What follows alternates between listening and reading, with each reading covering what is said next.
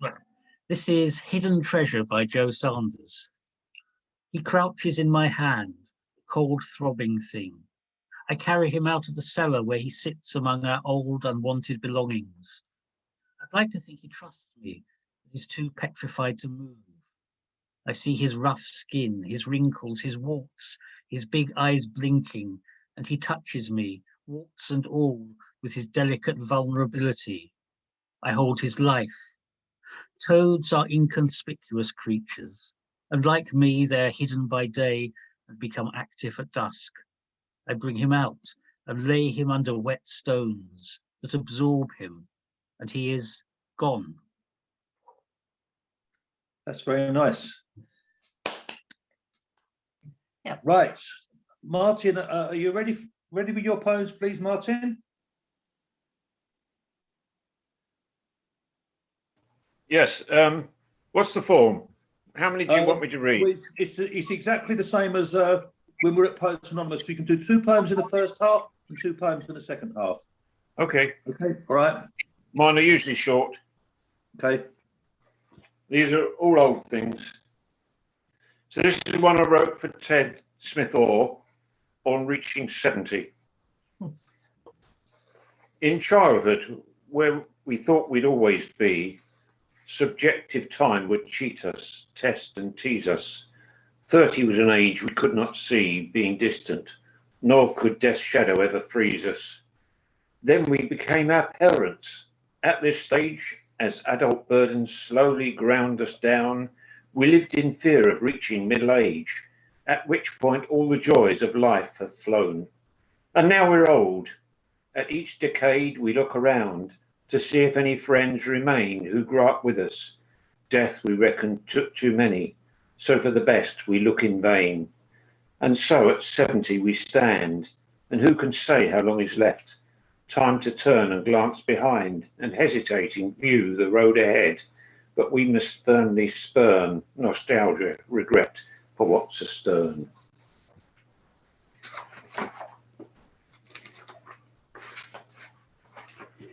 I can't hear the applause because you're all on mute. This is one of the supermarket elegies, number 6, checkout. This shop replaces those production lines in closed, decaying factories. These hands so quickly pass them, artichokes to wines, along with scripted patter, which still lands upon indifferent ears. They see my name, but soon forget, like those forgotten brands of yesterday, new package, though the same inside. I read people as machines, codes. Still, my degree won't register. No fame accrues from my efficiency. Each loads his trolley differently, some with great care, while others throw things in. On bends in roads, they're shopping over turns, and everywhere things roll around the floor. We serve them all, a litany of life. We do not stare at strangers high or wade, so we recall too little of our shift, but scan our wares just like a kind of frantic shopper's ball. These metric feet have weights and mime slow airs. Thank you. Right, thank you, Martin. You did a whole series on supermarket poems. They're rather nice, aren't they? I quite like your supermarket stuff. You never said which one it was, whether it was Tesco's, though, or Waitrose. Sue, are you ready to read? Yes, I am. If you don't mind, I'll read 3 short poems because I'm not going to stay for the second half. Is that okay? Yeah, great. One of these I've read before and 2 are new, but the first one is called Memoir. I know I've read it before, but I've changed it slightly, so it's partly new. Memoir. Overlook the gaps, lost pages in the narrative. There's a good backstory. Let's concentrate on that. There are some shameful flashbacks, nights of burning coals to trample, icy rivers rising to our necks. Those nightmare chapters full of spiders, snakes. We've both been there, waking up in medias res. But you were always written down for me. Some through line open to each other, something that refused to close. From time to time, Let's pick this story up, reread it, because it still makes sense. In fact, it's better this time round. New chapters can't be rushed.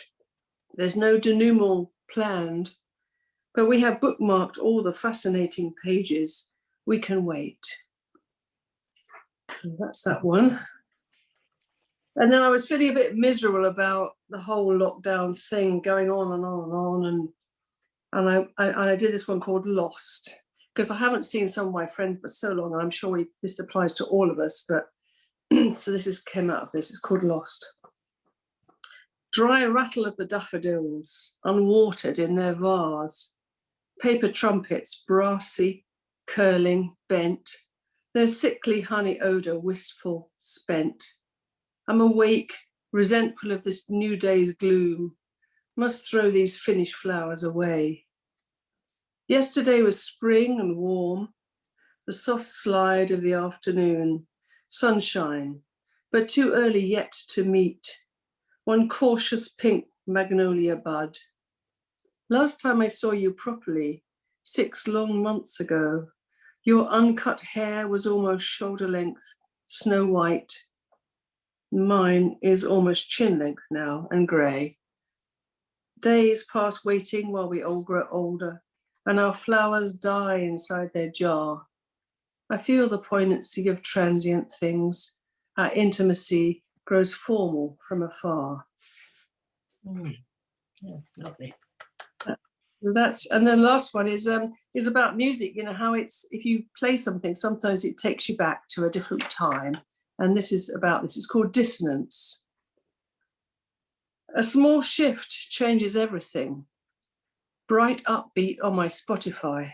And now there is this sky of perfect blue. I'm back there where the tall grass fades and ripples, wading through the far fields' bronze green ocean to that other river. I'm on the flip side of the evening silence, both ears full. So listen, can you hear how every note is neatly stacked and how the lines fold one upon the other? Dartington, my sister's grey-doored cottage, how we had to take it off its hinges just to get the sofa in. One summer festival, she rented out her house, that brilliant string quartet, who trashed the place, the bastards. Thank you. Yeah, I feel like that's well, if a lovely. That's a true story as well. Yeah, but I think the lockdown poem was absolutely stunning. The middle one, they're all good, but the lockdown one was amazing. Thanks very much. Thank you. Lovely. Norman, how are you doing? Hello, George. Can you hear me? Yes, perfectly. Thank you. Good evening, everyone. Great to see everybody. Well, I've got an older one, George, and a new one, and that's based on music as well, so it's a different angle. So the first one, it was prompted by, I used to commute to London a hell of a lot, and on my way to the station, I passed this pub, and eventually, like many others, it closed and the shutters went up and all the rest of it. And that was, it must have been 6, 7 years ago. It seems to me longer, but it's roughly that. Anyway, as I drove past it just the other day, I see it's turning into a clinic, you know, for allergies and the like. So there we go. And the pub was called The Star, and I'm sure you'll all relate to this. You'll all have stories to tell about other pubs that you know that may have closed. So it's called The Star. Home of past Tam O'Shanter nights, where men drank to forget and women eased their sorrows, where the warmth of the atmosphere hit you broadside as you entered, birch logs ablazing, flushed faces by the open fire, the smell of homemade broth that soaked up some of the alcohol, dog bowl by the door as he lapped away watching his master's every move at the bar. This is where the hub of conversation and debate existed within the village. Bravado mates would coax each other to run the mile, swim across the river and skydive for charity. Faded, framed photos of local football and rugby teams clung to the walls, linked to winning cups nestled above the bar, prized evidence of a bygone age. Witty posters in the gents which helped relieve the awkward silence. A spectrum of spirits behind the bar, fronted by pull-a-pint pumps standing to attention. Men ogled the barmaids, an age-old trait, but harmless. So to the snug, where courting couples sipped drinks in vogue, next to long-term elderly patrons who drank ale and stout and put the world to rights. Through the back, over the years, differing sounds could be heard. In the past, a mix of rousing folk and ceilidh music, then changing times led to pop music, quiz nights and karaoke. Now look at you, locked up and shuttered, battered and bruised with flaking paint and plaster, from riches to rags, a victim of social change, lifeless and empty like a discarded cocoon. We are left with memories, memories of bonhomie, feeling wanted, a place of being where men and women, old and young, bonded, both foundation and past pillar of our society, now never to be replaced. Thank you.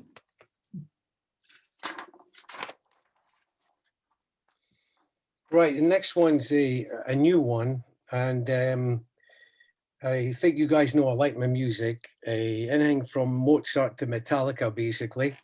And in my lifetime, it's happened quite a few times. You hear an opening 2 bars or whatever, and it's just the wow factor.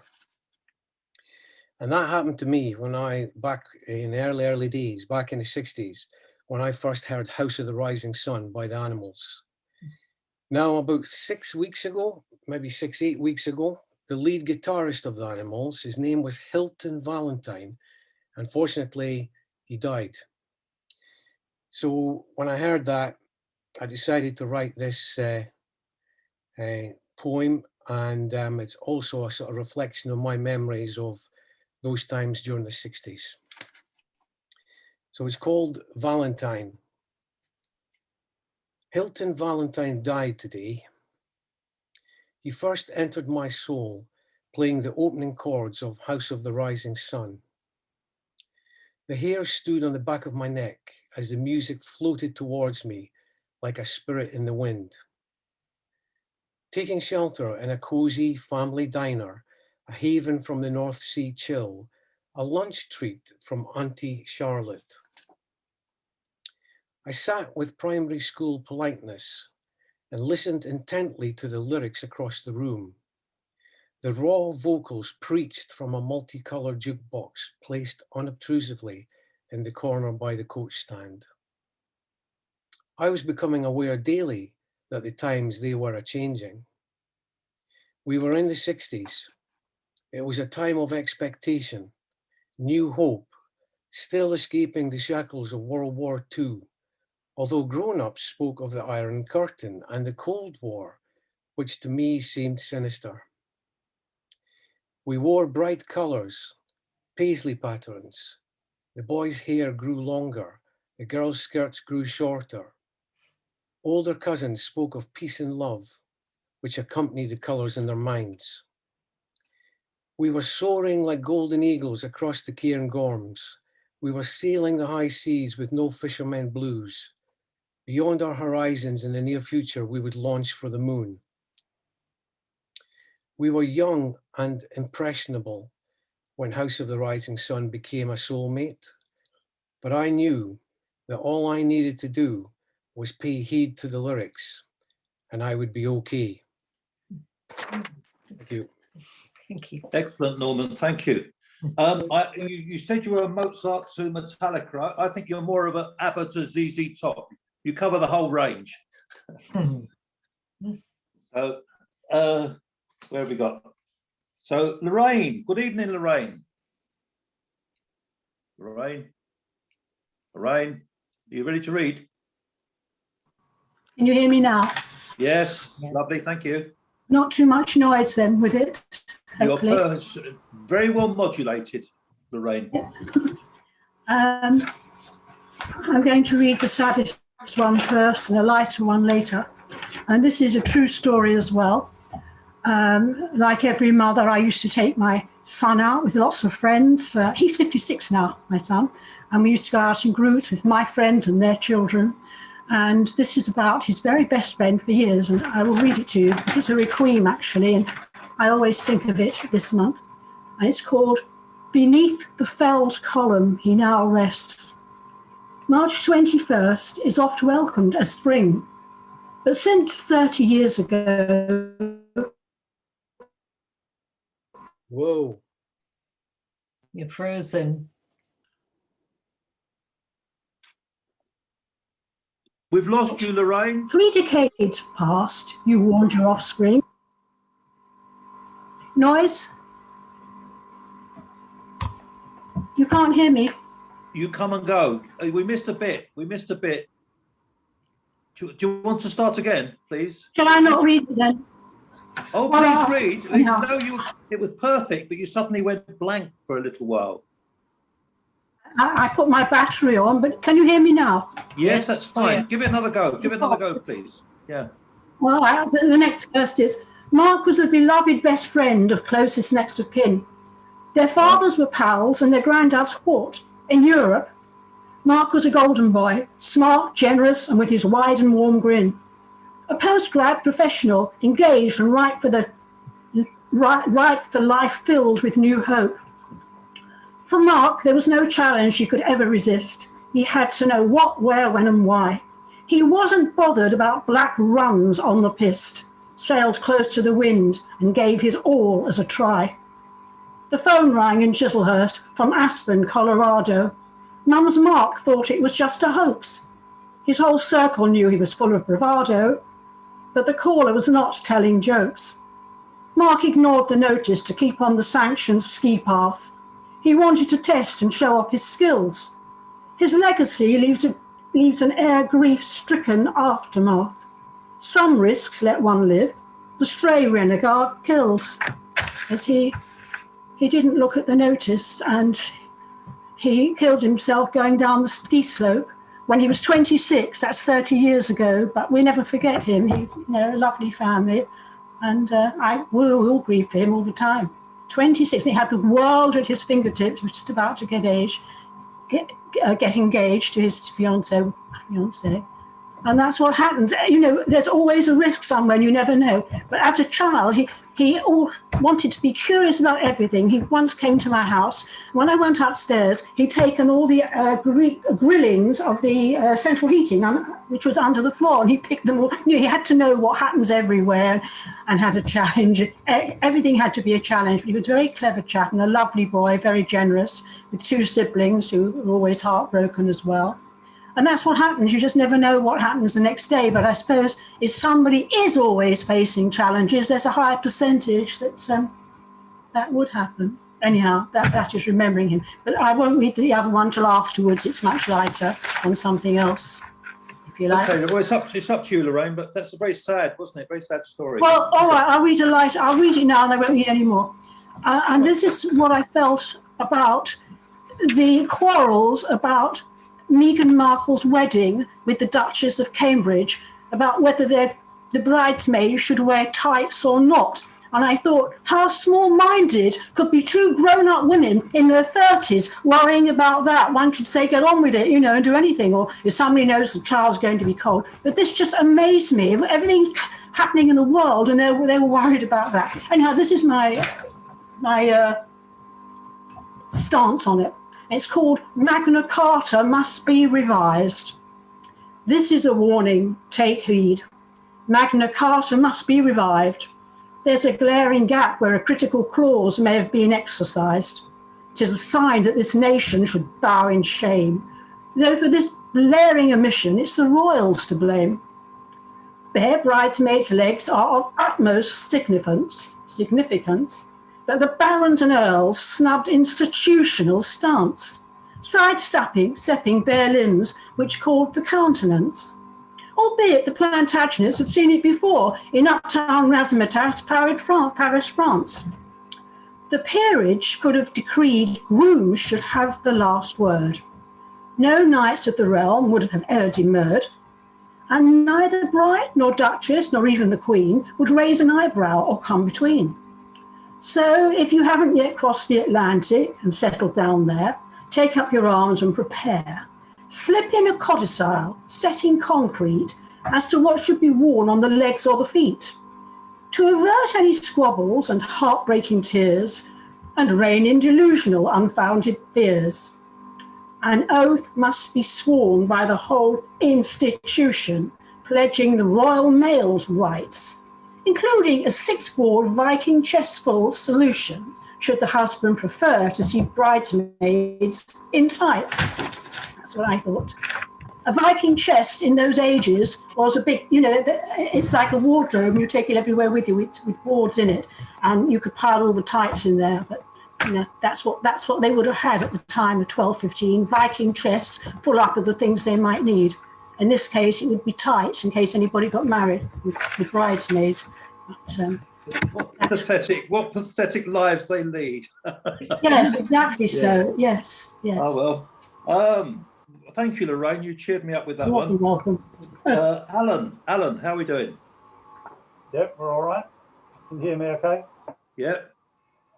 This one's based on a true story from quite a while ago when I was travelling into London one Saturday afternoon. It's called The Zoo. The little boy was quite excited about being on the train. He asked the same question time and time again. Is this our station, Mummy? The other families on the train thought this very funny. He wasn't going to be put off. The train stopped once again. Is this our station, Mummy? From this one question, there was no refrain. When we get off the train, are we going to the zoo? Yes, dear. Is Daddy coming too? Yes, dear.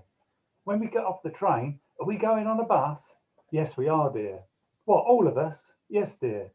Will there be lots of animals at the zoo, like monkeys, bears and tigers too? Will I be frightened by the animals in the zoo? No, it will be a great day. Mummy, I'm so excited. I think I need the loo. I don't think it's right that animals are kept in a cage. Do you?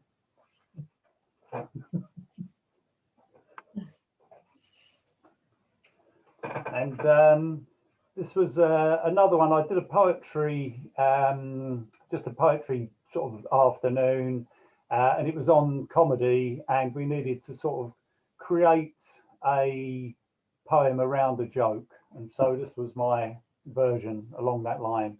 It's called Homeward Bound. It's busy in the garden. The bees are buzzing about as butterflies are flitting as the early morning garden commute is setting out. All the insects have their jobs, keeping balance and everything in its place. The morning drifts through to afternoon, then to the closing of the day. After another busy day in the flower beds, pots and ferns, the snails and slugs start to make their homeward return. It's the usual slow journey, but a lone slug waits in the corner of a pot, observing the rush hour's slow slither. A snail passes with his antenna down, trying not to acknowledge the slug. He's pretending to hurry, with his mind in a whirl. He thinks he's got away without making contact. Then the slug calls out to him, "Big issue, sir." Oh, spot on. Right, the perennial question of children in the first one. Are we there yet? Yeah. Nice poem, Alan. Thank you very much. He was such a lovely little boy. He was probably about 4, and he had a sister with him who was very quiet. But the parents, they didn't really know what to do because the train was quite crowded, and I just couldn't not engage him, having been there like we all have with our own kids, really. But it was, the best poems are about truth, aren't they? And that's a very truthful one. Exactly. Ruth, good evening. Hello. Hello. Yeah, well, I was listening on the radio to a conversation between 2 Syrian refugees, and one of them said, "Losing your city is like losing your mother." So I took that as a title of my poem. Losing your city is like losing your mother. Once we woke to birdsong, sweet baking smells from the street, the sound of the courtyard being swept. Then there was gunfire. The city was ringed with tanks, blood in the alleys, rubble from all that has stood up straight. A sniper killed my nephew with a single shot. Malek and Lama are under the earth in the village where we fled the bombs. Grieving, we crossed the border, lived like dirt, hardly lived. Our children cried from their pain. We were distraught. I asked, is it safe, this country you're sending us to? This country we've heard of a world away? Now a new language clogs my tongue, but the children learn. They sleep well. The youngest has half forgotten the war. One day the house shakes with tremors that come from the earth. It is like the sound when Lama and Malek died. Our minds go back to those terrible times, the thump of artillery, the bursting flames, and my heart breaks. One of my sons will not speak about home. The eldest tortures himself with events. I tell him, stop watching the news. And the second one is called Shopping Trip, on how I hated going shopping to Croydon. Shopping trip. I whined, I dragged my teeth, but they put on their coats and breezed to the bus stop, my mother and grandmother with me in tow. The journey took us past roads where I could be rolling marbles along the gutter or playing knock-down ginger if the coast was clear. No one else has to drag round the shops for no reason, or walk down Surrey Street, queuing at stalls where Gran squeezed the fruit. Then lunch in Kennard's, being sung to by a gypsy trio, plump ladies in black sequined dresses, one at the piano, another playing the violin. I once found a caterpillar in my greens. My mother told me to push it aside and not make a fuss. It failed to stop them coming again. But in Kennard's arcade, there were donkey rides, a mad cockatoo chained to its perch, a monkey once invading our bags. Here we go. Thanks. You are such a good poet, Ruth. That first one, whew, it takes your breath away. Well, they're both good, but that first one took my breath away. Mohammed, how you doing? Hello, good evening. Hi. Fine, thank you. How are you? I'm good, yeah. You ready to read for us, Mohammed? Yes. Lovely. I saw the lights of March pulling me through. I saw the light of March making me true. If I could be free with much lulling me, this more I would see, I would see.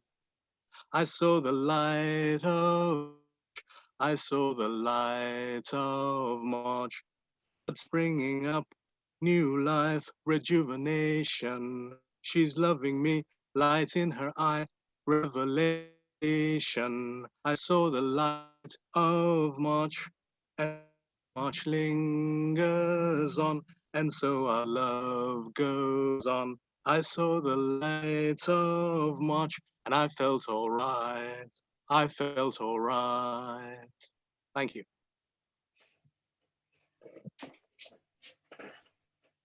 Touch of the Norwegian Woods about that one. It's nice. Very nice. Yeah, it's a song what I wrote. Yes, I thought you did. Very good. You got another one for us, Mohammed? I got a couple more. I've got a couple more poems. This is Equinox of Spring. The wonder of the strong earth holding on to the vast sun floating through all the space, vice versa, the sun obliging. Gravity rules in between is the case. That wonder explained by spring equinox, a bright coming to on the human race, using gravitons held in stock. If the clouds move, in comes the brightest grace. Spring is the issue, the winter and earth. Same tilt of the earth and sun holding alike rock. Same hours of sunlight in both south and north. Equal length of day and night come to knock. The reality of two space bodies attached to each other on space-time seas.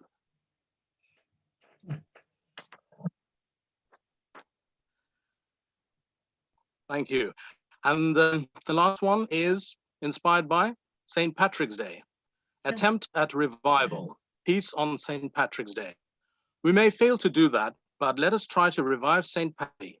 We see the sun in the east this morning, which brings light true, but it may also bring back our dear patron saint. What does it take to resurrect a saint? Is it pain and ardor, or is it some luck of the fates?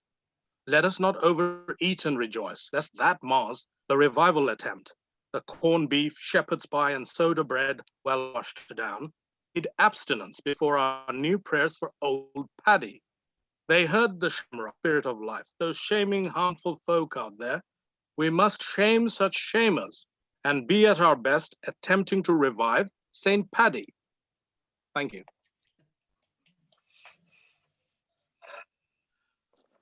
Can I Always, talk? always topical. You're always topical, Mohammed. Can Thank you very much. Thank you, George. Did I hear Ted coming in from the left wing there? What are you saying, Ted? Can you hear me? So Yeah. I'm having great problems. I can't get the internet on my computer. I've got the sound on my iPad and I've got a vision now, and on my iPhone I've got I can see you all, Yeah. but I can't hear anything. Oh my gosh. Well, we can hear you Explain. okay. So when your term comes, we'll all shout, Ted, okay? So, well, you can hear me now, can you? Yeah, lovely. Of course, Yeah. Sam. You just Okay. like, you look like Mr. Blobby and you've got little hands Yeah. up there. I see you and I can hear you. And we'll make gestures at you, Ted, don't worry. Yes, polite But the- ones.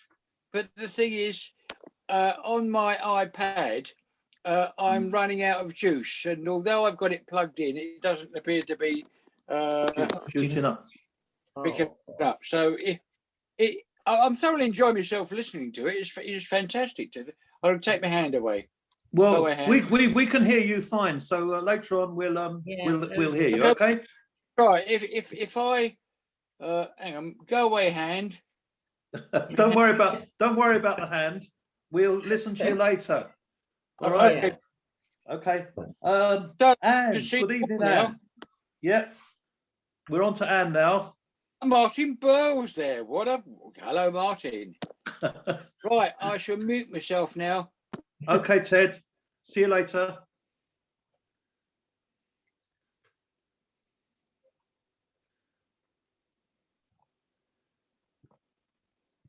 Oh, And Anne's muted. yeah, Anne, you're muted. Anne, you're muted. Muted. Anne, you're muted. I know. Right, you're not now. I'll mute myself Off you go then. as you spoke. 2 water memories. My mother. Once swimming off the coast of Wales, my mother came up behind another swimmer. Thinking it was my dad, who never swam fast or far or often, she hailed him with surprise. It wasn't Dad. He turned his head, and they were mutually amazed. I don't know who he thought she was. She certainly was not expecting him to be a seal. The second part of that is husband. You wanted to learn to swim in the salty, tideless Black Sea. No place better, you thought. Day after day, you walked into the water up to your chest. Day after day, returned and faced the shore and doggedly swam to the beach, although you were sure that uniquely you were not built to wrote. Hampered by the teenage sun who swam round and round you, sometimes submerging, surfacing trailing weed from his nose like snot. It's not easy at the best of times to swim and laugh at once. You nevertheless kept on, and then at last you found that you could swim. I suppose true. And here's a poem called March, but it's not based on today, I have to say.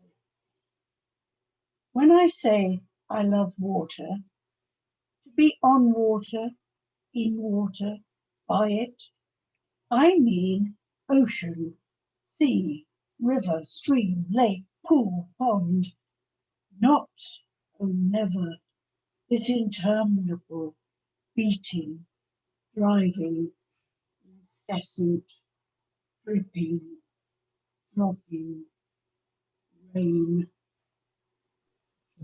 Lovely. Thank you, Anne. Lovely. Thank you. Now we're going to go to Jim. Jim? Yeah, I'm with you. Yeah, I can hear you fine. Caught me by surprise.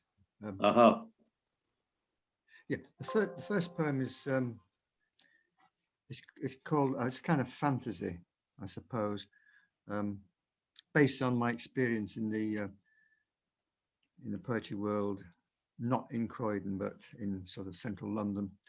It's called begins with "In dreams there is truth," Sigmund Freud. Prize winner somewhere in London.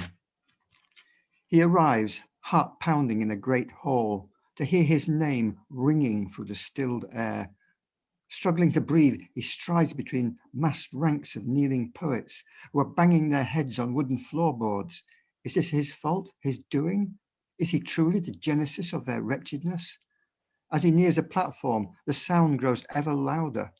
His eyes begin to smart. Surely they must stop soon, or else their bones will splinter. Oh, surely they must stop. But the head-crashing ferocity is maintained. Male voices cry out, cheat, poetaster, unworthy. From the back of a hall, a woman yells, not fair. Yet above all this tumult, he sees a vision, the oh so gently smiling face of the prize giver. His heart leaps like a salmon as this matchless beauty ushers him over the last few paces. Such is his joy. He feels the milk of celestial mothers sweeten his lips. Hands trembling, he takes to check, is then ordered by way of custom to drink from the bejeweled chalice filled with the tears of the losers. This done, she whispers, now for the difficult part, O poet, the feeding of pearls to the unappreciative. Affect humility, say unto thyself, remember, O supremely gifted one, thou art merely mortal. The sound of banging heads rises to a new crescendo, and he senses the full force of their injured merit. There follows a stiff, formal, but far from ecstatic silence, into which he attempts to read his prize-winning poem in a manner that is both modest and unassuming. Great, if only.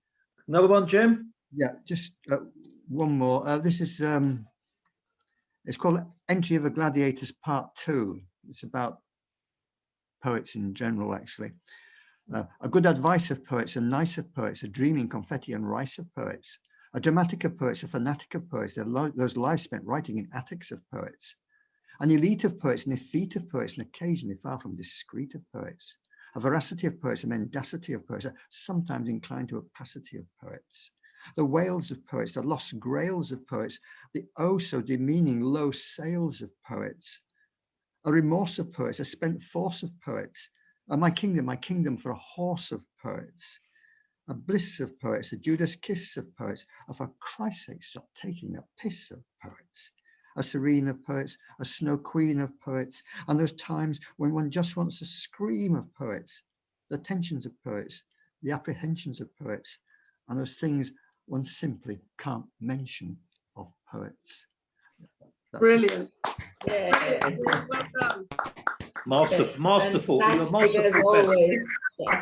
always. Jim never disappoints. Really enjoyable. Yeah, a lovely rhythm as well. Well done, Jim. Nice one. Now we're going over to Dominica. Hello, Jane. Oh, hello. I can't follow Jim, I'm afraid. Very few can. Yeah, since I've been in Dominica, that's April, I have had 6, 7 bereavements.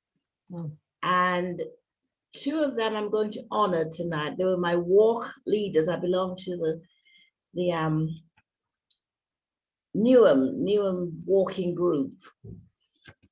Although very few of us are from Newham, but anyway, Stanley was the leader when I joined. He was about 85, and he kept threatening to resign as leader, and then he led us through Epping Forest till he was about 90, then he retired. And at 97, he died just recently. And I wrote a poem about him called Intrepid Strider. That was long before he died.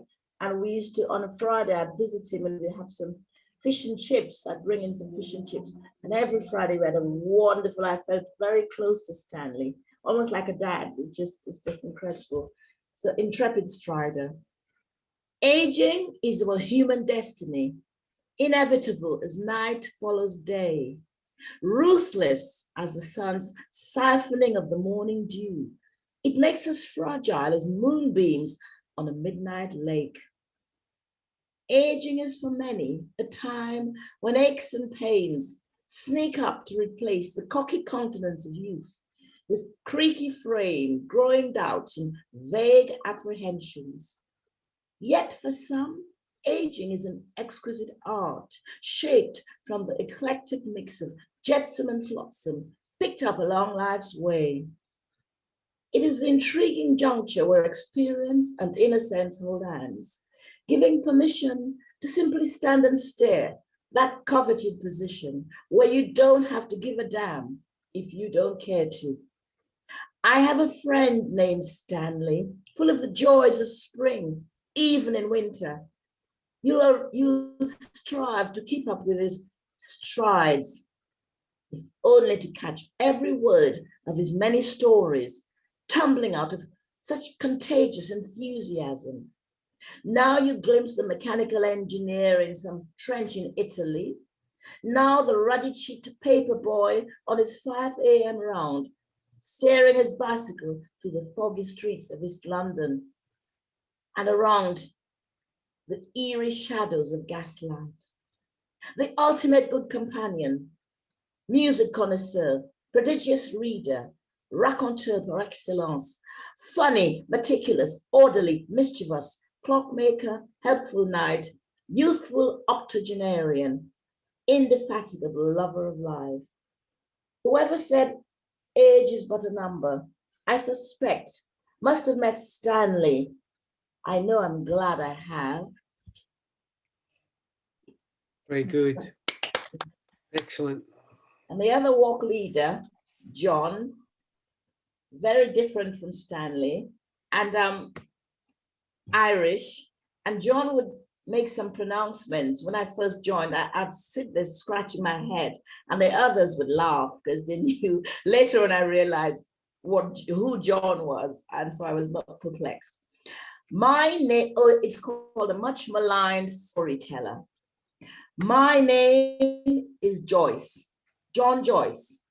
No relation, I hasten to add, to that literary great. But who needs giants when they can command as deftly as I do an army of little people? If you see me walking on 2 legs, do not be fooled, as I am really floating on air, held aloft by my obliging little friends, the leprechauns. Don't look at me like that. I'm deadly serious, and I haven't touched a drop.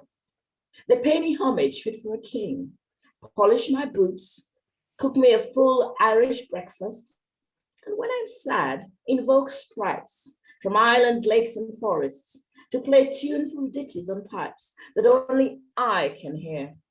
So if you see me walking with a John Way swagger, a faraway glimmer in my eye, a Mona Lisa smile upon my lips. I've told you why, and I'm telling you the truth. You know me. Now, would I ever lie?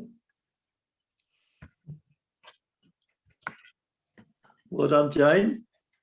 Some people leave a mark on your life, don't they? They leave a mark on your life. Absolutely. Yeah. Very nice Yeah, poems. Thank so- you. Are you going to give us another one, or are you going to part two? You going to part two? Or So in part two, I'll read another. Yes. Thank okay. you. Jack. Good evening, Jack.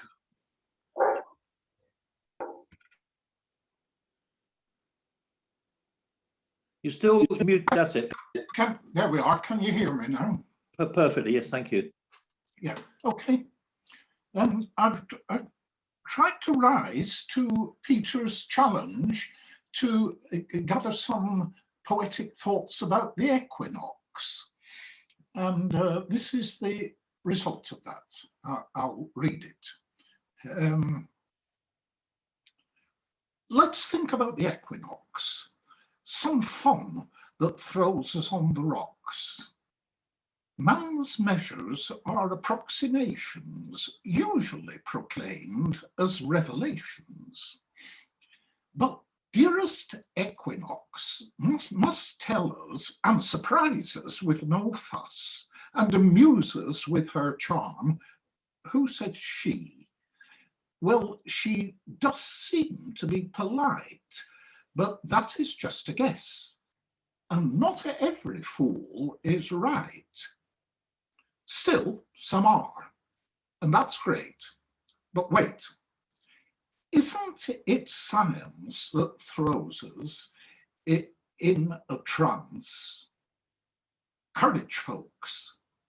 Nothing wrong with merry dance. Just keep your ears awake, alive. Understanding never dies. Tick tock, tick tock. Dear enchanting equinox. Thank you. That was very clever. Thank you, Jack. Have you got another one for us? Well, I've got some nonsense for the second part, if we have time. Yeah, we've always got time for nonsense in part two. Yeah, okay. We try and fill part one with nonsense as well. So we're moving on to Ted on his iPhone. Ted? Ted Smith or left. Ted! Can you hear me, mother? Oh. Well, maybe he'll find us again later. We'll have to move on to Peter. Right, I'm going to read a couple of poems by Jean Sprackland. First one, My Father, 62. The day he retired, he celebrated in his own style by rolling down the castle rough, top to bottom in his second best suit. He climbed the green slope quick and easy, lay down at the top, older son at his head, younger at his foot. We urged him on, tuck your arms in, empty your pockets. And he rolled over and over like a boy of 10, jacket flapping, body straight, was on his feet in seconds, breath unhurried, grey hair grass-flecked, collar grazed with green. And his smile, lifted at the carpet of years, rolled it back and back to a day in late summer, my 13th, tea in the garden, family, heavy heat, and his father, just turned 80, springing, clattering from deck chair, apropos of nothing, tucking serious grey dignified head in a romping forward roll, a double act with a steep scorched lawn, top to bottom in his second best suit.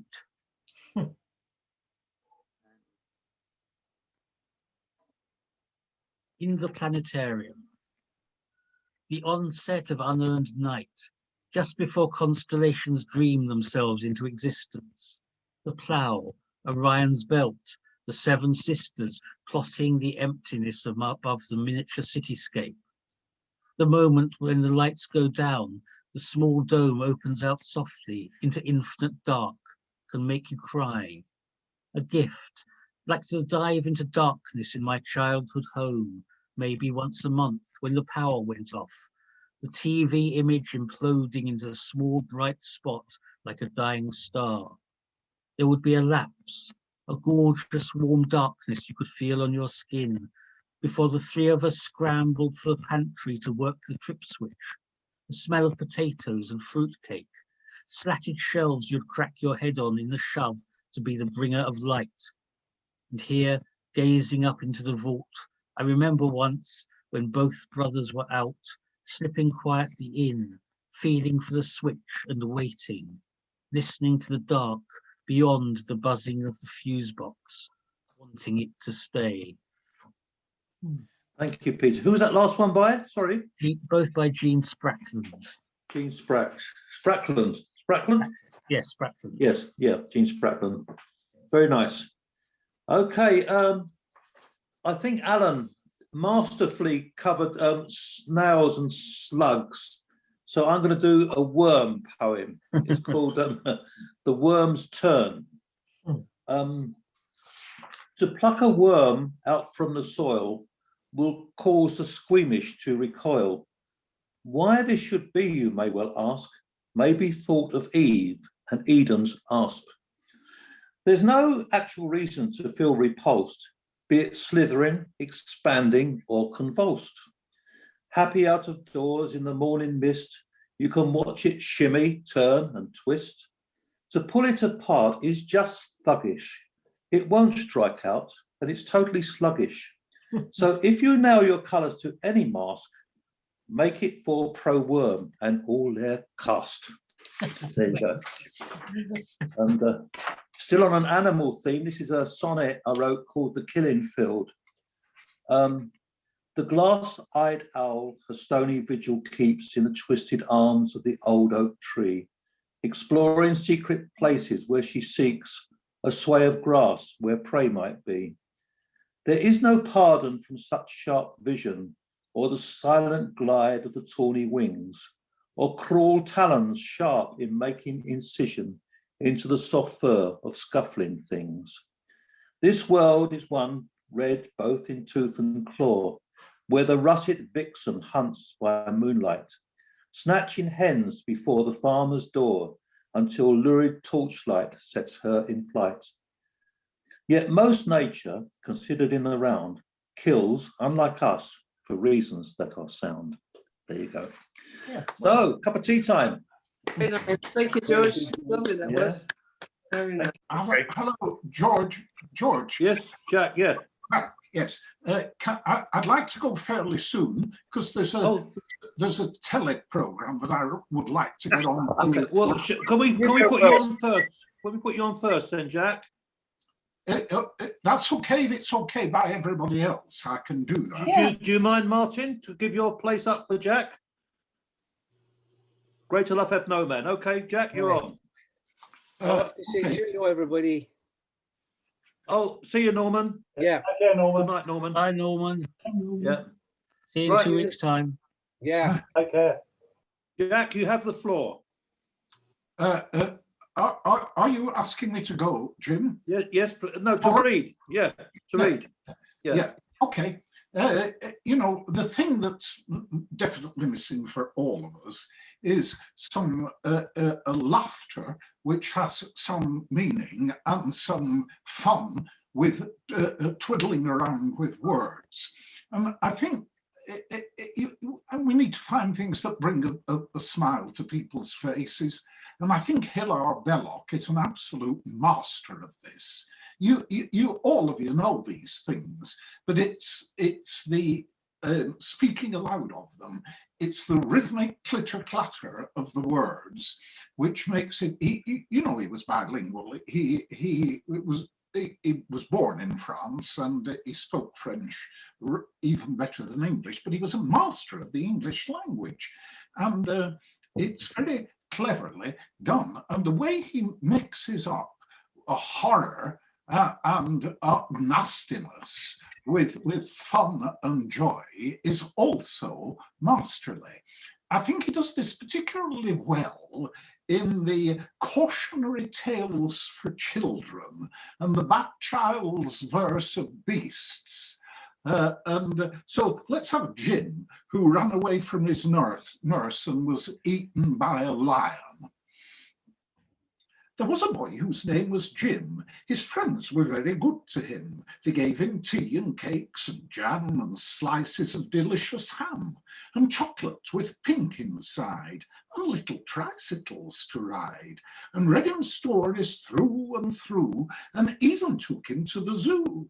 But there it was, the dreadful fate befell him, which I now relate. You know, at least you ought to know, for I have often told you so, that children never are allowed to leave their nurses in a crowd. Now, this was Jim's especial foible. He ran away when he was able. And on this inauspicious day, he slipped his hand and ran away. He hadn't gone a yard when bang!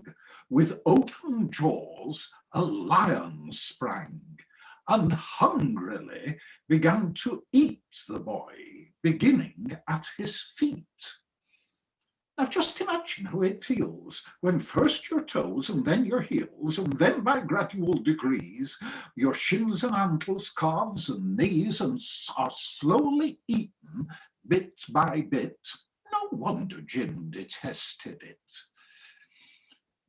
No wonder that he shouted, "Hi!" The honest keeper heard his cry. Though very fat, the gentleman, that he almost ran to help the little gentleman.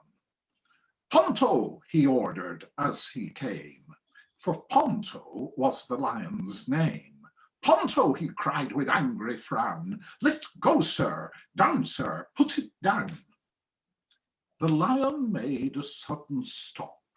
He let the dainty morsel drop and slunk reluctant to his cage, snarling with disappointed rage.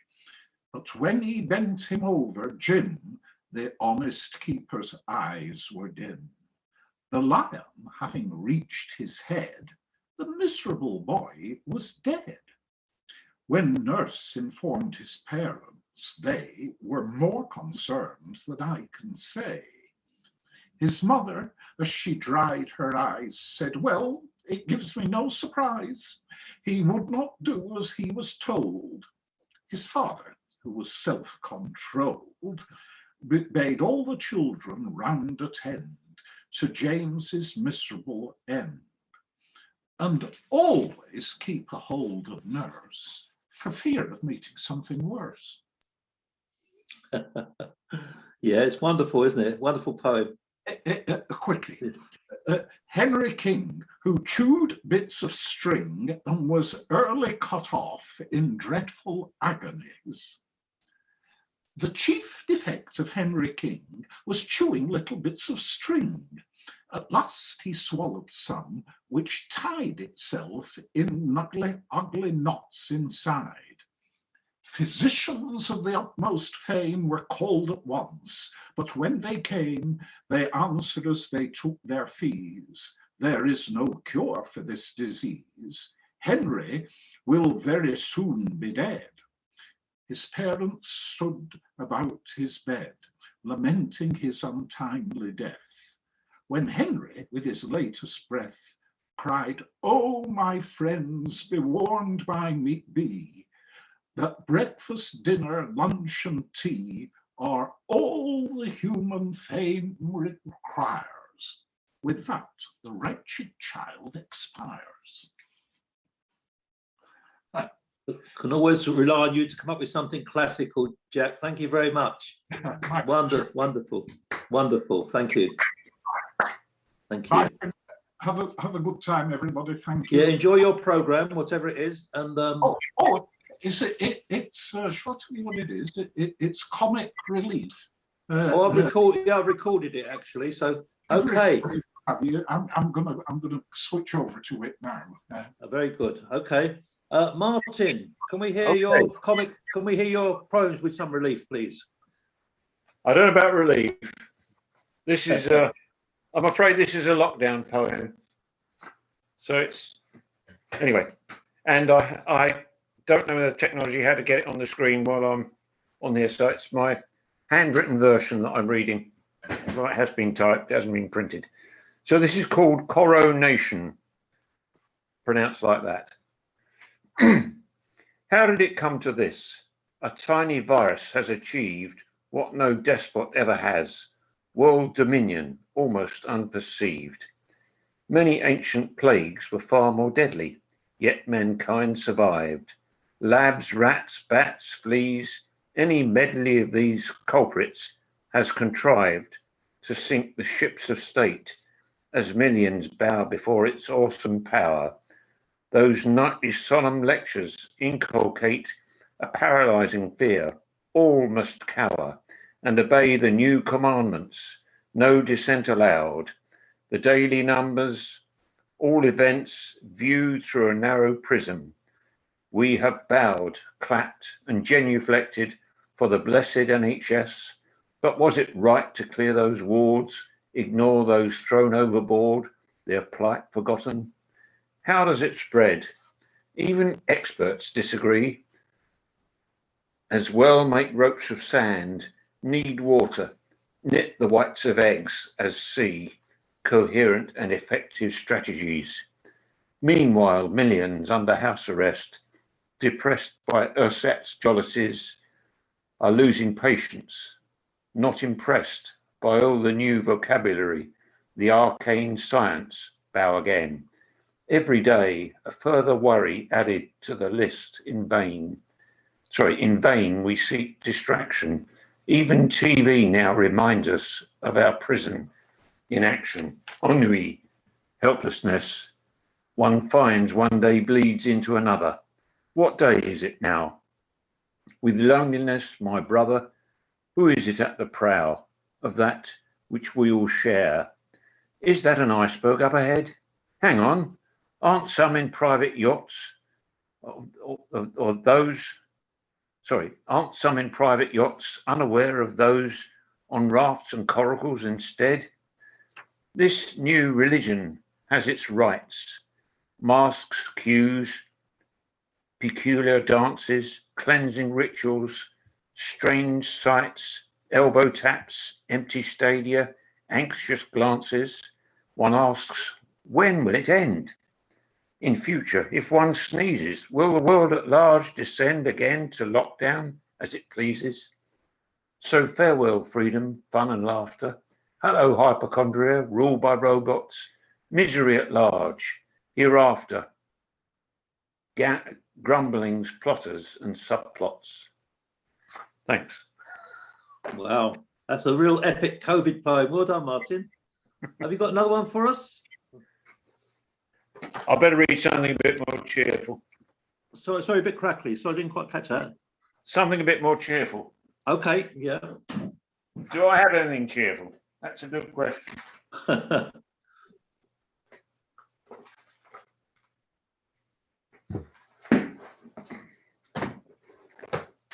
Talk amongst yourselves. You're doing a TED, aren't you?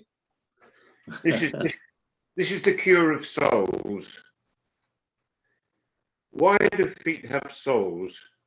Do our pastors therefore need a course in pedicure? Though some cross hot coals, most thin-skinned need more other souls, lest they endure dashed feet. Help from Dr. Scholes is also welcome. Between extremes, head to foot, the whole being may overflow with radiant life. Yet with a tonsured thatch, it seems unlikely. Thin and greying one end, and the podiatrist's knife required the other. This redeems a little comfort for our souls, well-being for the whole, depending on the health of every part.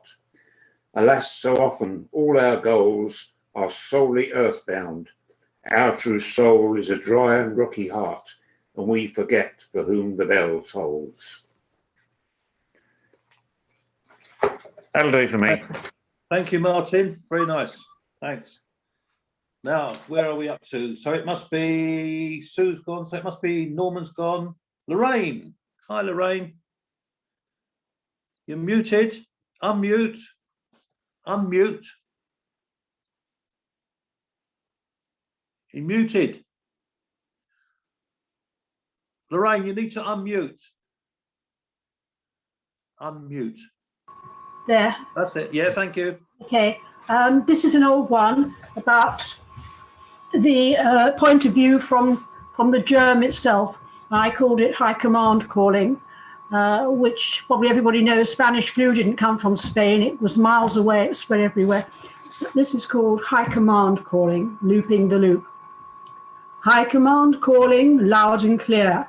Sidcup's not in a flat, can you hear? It still has a place on the map, but it's not worth our hanging around to ambush and trap. Our great-granddads have been here before. Listen, troop, did you know, past a century ago, they sailed here? But we're not in it, but we're in a Boeing jet, looping the loop. Not for us, any transports that slow. They were called Spanish flu, just not true. With extended family in China, Kansas, and Peru. It's lush here, warm and green, but there's scant footfall in the park, and they're definitely not lingering or roaming about in the dark. The old Scouts Hall's still there, somewhat lonely and bare, and of the Art School and Regal, both levelled to the ground, leaving no smidgen of the iconic 30s style to be found. It won't bother us. We're not into painting or addicted to the flicks. There'll be nurseries and shops and surgeries to show off our tricks. Be proud of yourselves. You're a first-class surveillance battalion. You deserve Boris Johnson's free for one and all experts medallion. Remember, squad, you are each a star, not on par with, but superior by far to the spineless, microscopic spawn enigma, the puny, oft incompetent freak bacteria. We are strong, each a potent acidic ribonucleic spike. We don't do the twist like the double helix, we just strike. No vaccine or plan B exists to eradicate us, has yet to rear. We'll regroup, legionnaires, and return to instill some more fear. Of course we'll retreat, but you'll know just when we reappear. No virologist has had any idea yet to cause us to disappear. We'll down arms for a while and just stop here in dystopia. High command calling, loud and clear, can you hear? So that's what happened. There'll be more germs in the future, but hopefully we'll be ready for it or something like that. Can but hope. You pack so many ideas into your poem sometimes, Lorraine. Wonderful.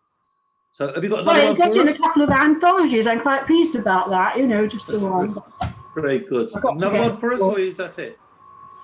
Sorry? You have any more? You have any more? No, all old Okay. ones I won't. No, I had a shop this afternoon. I did some shopping. When I got back, I had a £60 fine because I forgot to put my ticket on the car.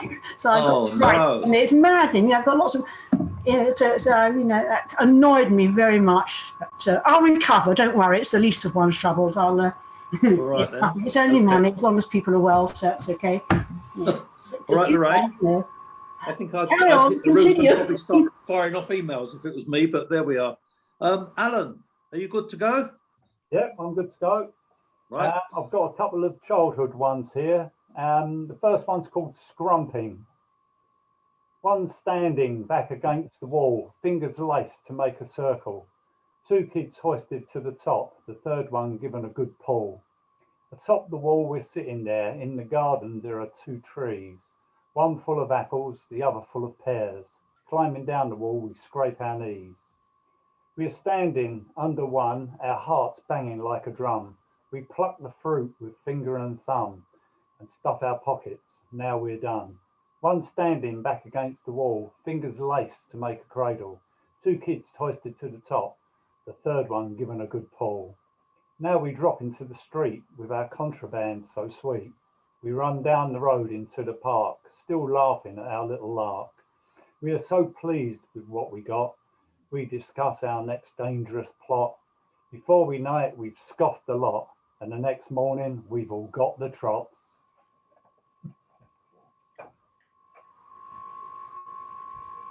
And this one's for my mum. It's called ironing. Standing in the living room with the iron in her hand, the ironing piled high.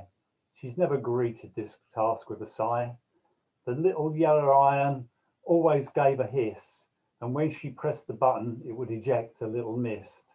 She would iron everything, the pants, our shirts, her tops, all her creases razor sharp, like brand new from the box.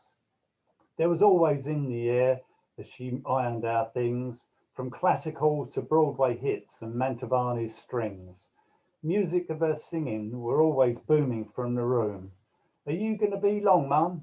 No, I'll finish very soon. Okay, I'll put the kettle on and make a cup of tea. I bring it through in china cups, then she would put up her feet with me. It's strange the things you remember, often coming at random times, but yet they seem so poignant, even if it's something like the daily grind. Thank you. Yeah. Mums like that were the making of us, weren't they? Yeah, they were indeed. Hard working, you know, always there for us. Yeah. Right. Thank you. Mohammed, have you anything, Hello again. please? Hi. Yes, I've written a poem for Mother's Day, which I put in because my mom's with me. We live in a joint family, you know, and so that my mom and dad are always with her. It says it's all Mother's Day. Every day is a Mother's Day for us, you know. She says of Mother's Day. So this is in Bengali. I'm going to read it out and then I'll just read a quick translation. Yes. This is Ma Poroshmoni, Jiboner Ujjol Pradip, Jar Alo Mlan Hoyna, Ma Hridoy Samraggi, Sarbottom Dhanobhandar, ইবাদতের জন্য ডাকেন মা প্রকৃতির মাধুর্য সারা রংধনু সর্বকালে যত্নশীল মা মহাবিশ্বের ভবিষ্যতের সময় স্রোতস্বিনী কালের সম্মানের পাত্র. So that was in Bengali, Bangla. I think the 7th most spoken language in the world. You know, people in Bangladesh speak Bangla and also the West Bengalis. In India, it's very popular as well. So the quick translation of that is, Mother is Alexa, bright lamp of life, ever alight. Queen of the heart, best treasure, calls to prayers. She's nature's sweetness, 7-colored rainbow, always caring. Mother is the universe endless, time stream of the future, to be revered forever.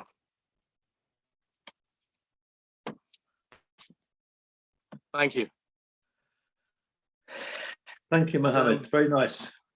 I've got one more. Okay, yeah. The Prime Minister. Yeah.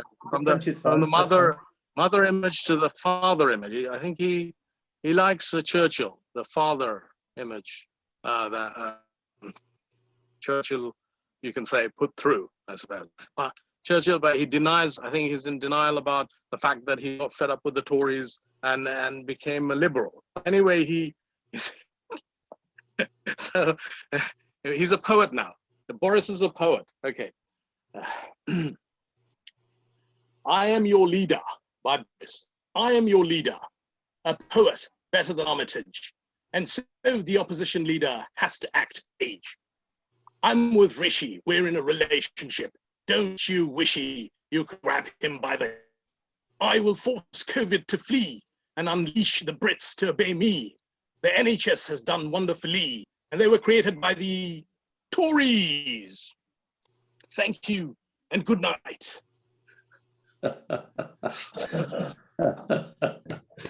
Well, if you know, did you ever watch the film I Was Monty's Double? You could get a new career of being Boris's double, couldn't you? Yeah. I've been working on the impersonation. With Jared, I amuse myself. Very good. Written a few down. Thank you, Mohammed. Yours, Thank you. Mohammed. Did you draw the picture? of Boris? No, that drawing is not mine. The drawing is Okay. not mine. It's All right I then. just But printed the it off voice, the internet. the voice, I had a. definitely. Thank you very much. I've been working on it. You know. Right.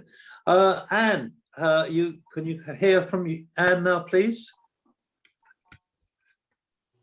Incident. He was Polish, I think, by his speech and appearance. He come to collect clothes for the refugees. As he was leaving, he wished me a good afternoon. I said, thanks, it's been lovely today. I knew he really knew English when he replied, and they say it'll be just as fine tomorrow. That's what I call knowing how to use the language Englishly, if you know what I mean.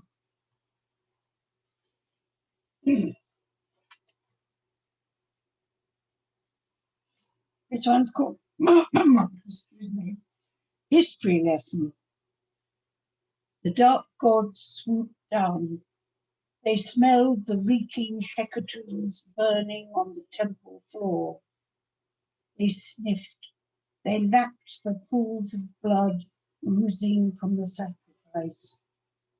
The dark god's followers, killers all, courted death, brandishing knives, dancing round the death fires. The dark gods scowl down, admiring their handiwork, proud of what they have done. No more are the hecatombs reeking in the temples. No more do the warlike priests strut to the thudding drums. But the hearts of the followers remain proud, unrepentant, blood-stained, amid the ruins the dark gods leave.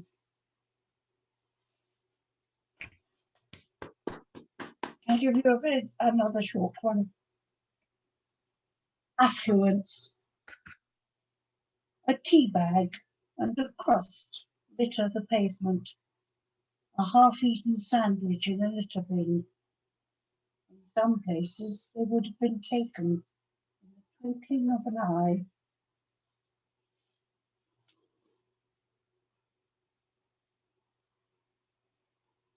Thank you, Anne. Lovely. Thanks very much.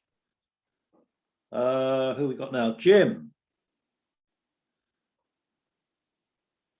Who needs to unmute? Press the unmute. Yeah. Unmute. Yeah. Yeah. My tragic muse. I've got a tragic muse. My tragic muse and comic muse is always at each other's throat. This is called My Tragic Muse. She sees no merit whatsoever in all the base conceits of tiresome jesters, or the debauched mockery of coarse Augusts. She's just not in the mood for anything remotely rude. But show her an incest-blinded Greek waving crimson fingers on a stage, and she will sink into a sad but rapturous dream. And show her the mighty Tamerlane whipping along some tear-anointed kings, and she will go and weep in some dark orchard where no bird ever sings. But a custard pie in the face, a nosegay squirting water where it didn't ought to, my tragic muse would never countenance such things. Medusa-like, she stands behind the mirror as I shave. Behave, she cries, in the name of all that really matters in this world, behave. I turn around, she's gone, but her voice remains, cold and distant like frost upon a moonlit grave. Must you always be the comic stooge, the shameless fake, the lewd, impenitent buffoon? And must you always treat me like some sad, pretentious fool? Have you nothing better in your life to do? I puff my cheeks. I'm amazed and my brain aches. I fight back a tear, but I'm obdurate and will not write of Tamerlane and tear-anointed kings and that dark place in the orchard where no bird ever sings.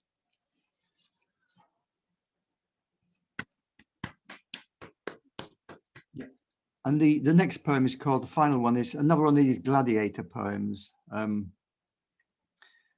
Entry of a Gladiators, Part 3. A mystique of poets, an oblique of poets, a never-ending critique of poets. An oak tree of poets, a banshee of poets, a will she, won't she, or can she of poets, platoons of poets, buffoons of poets, a howling, prowling full moon of poets, a chorus of poets, a thesaurus of poets. Why do the masses ignore us of poets? A confection of poets, a selection of poets, the fearful, tearful rejections of poets, a rhythm of poets, a schism of poets. Why is this life some kind of prison of poets? A platitude of poets, a gratitude of poets, and I'm not too sure of his attitude of poets. A pride of poets, a snide of poets. Do you want to step outside of poets? A why of poets, a custard pie of poets. A drink up, here's mud in your eye of poets. A demodé of poets, an okay of poets. A let's get all down on our knees and pray of poets. Wow, I think you got all bases covered there, Jim. Well done. Brilliant. I love it. Superb, Jane. Well, I'm gonna make Jane follow you again, I'm afraid, Jim. Poor Jane has to follow that. Or is it me? Yes. Is it me now? Yes. Oh, I love Jim's poets. They're really I know you do. I think we all do, actually. Yeah. Yeah, they cheer me up. I'm going to carry on honoring a couple of my walking friends from the Newham Striders. So we had a much maligned storyteller from Ireland, and we had Stanley from Newham. And now it's oh, I haven't lost it ever. It's Alwyn. Alwyn was, I wrote it when she was 80, but because she was so youthful, I called it 18 actually. So slender of frame, yet sturdy as a palm tree, you exude the deep calm of the Caribbean Sea. Surrounded by love, you care only for things that matter. People, not possessions. Wild woods instead of Westfield.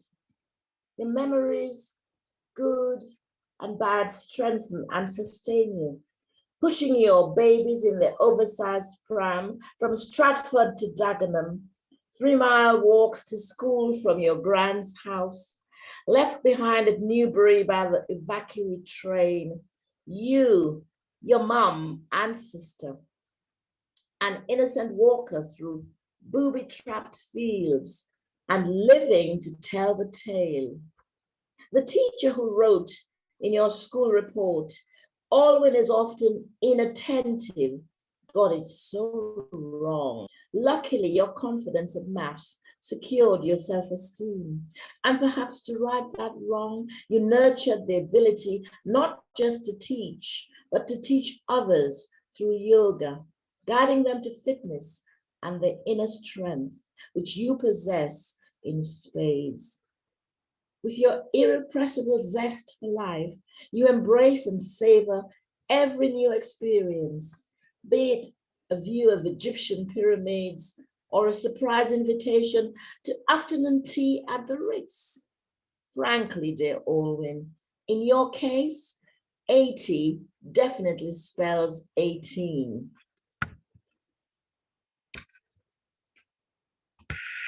Yeah. And this is an acrostic poem for Fawzi, F-A-W-Z-I. He was one of our walkers. He went way, he's gone long ago, but I remember them all now.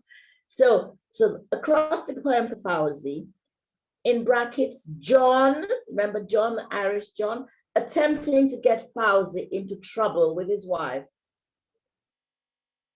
Fatally attracted to women, Zumba dancing indecently. And in brackets, anonymous posting seen in a men's vanity magazine. Forever, ageless, wrinkle-free, and at the zenith of his intelligence. That's Fawzi. Well done, Jane. Very clever. Yes. Is that all for the naps?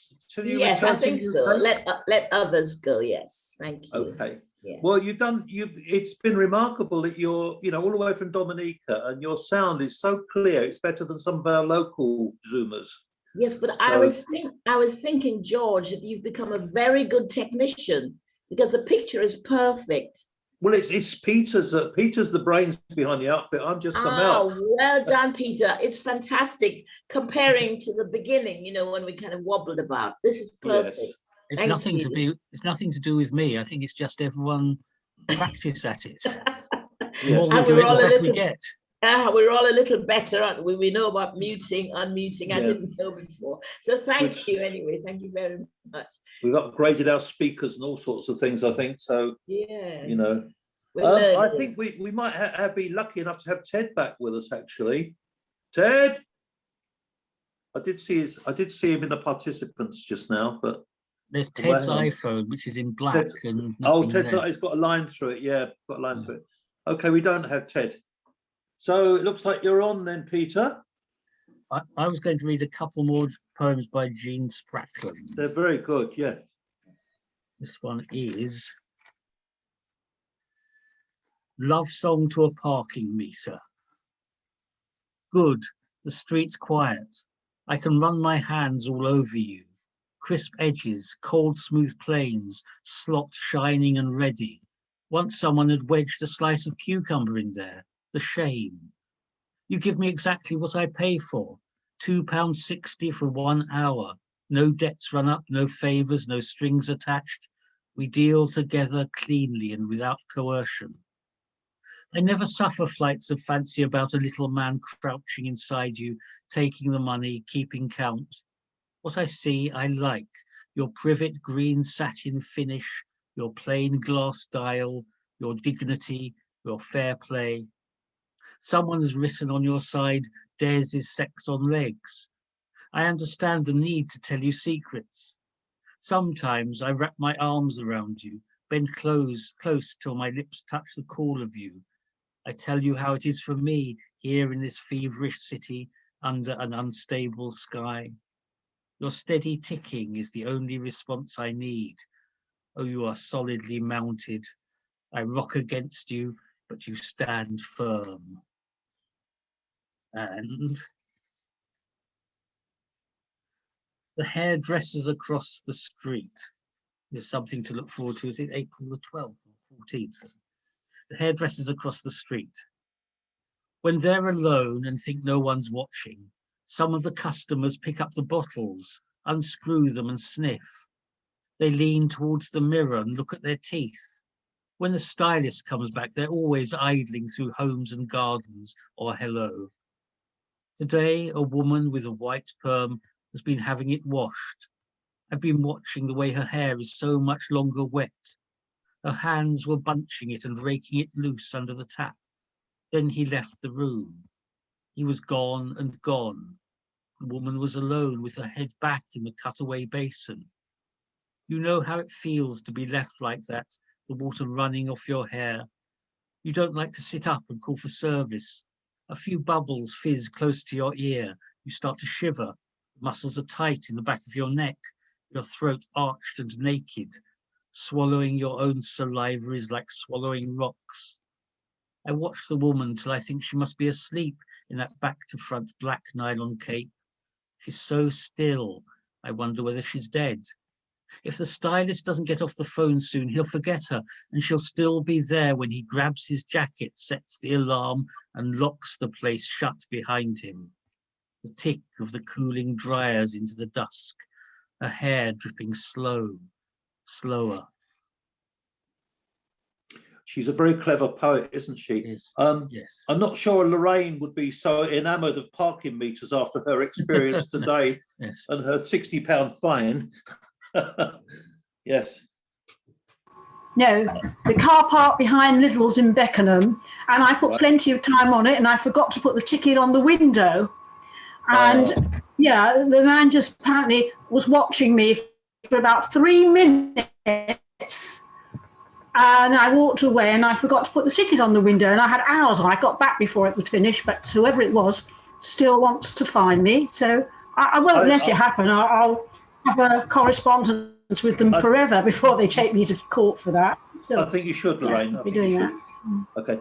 Now, Oh, I'm going to. I've done it before. Yes. I must do it again. Very good. Well done.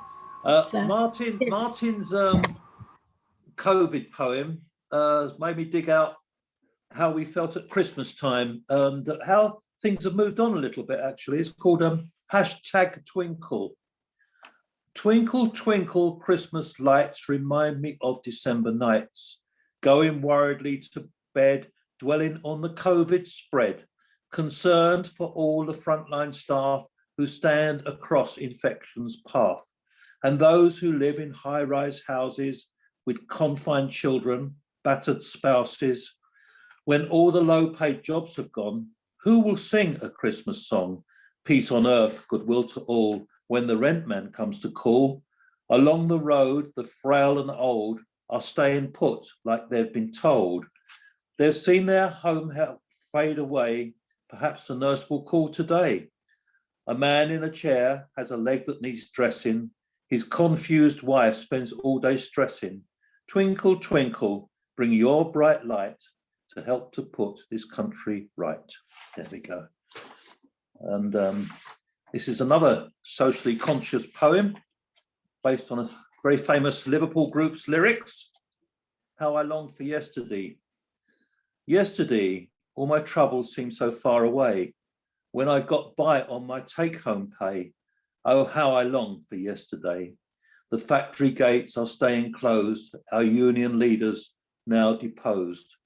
The lies of better times exposed, the boss's whims were unopposed. The fat cats lapped up all the cream, assets stripped my right to dream. I've no more vigor, lost my head of steam, not to say my self-esteem. The curtain closes, the end of play, a cast of cast-offs cast away. All I can do is kneel and pray. Oh, how I long for yesterday. There we go. Cheerful little number. Right, we can all unmute now. That's it. Thank you, everybody. Nice to see you all. Yeah. I hope you'll be back in 2 weeks, Martin. Yeah, I'll do my best.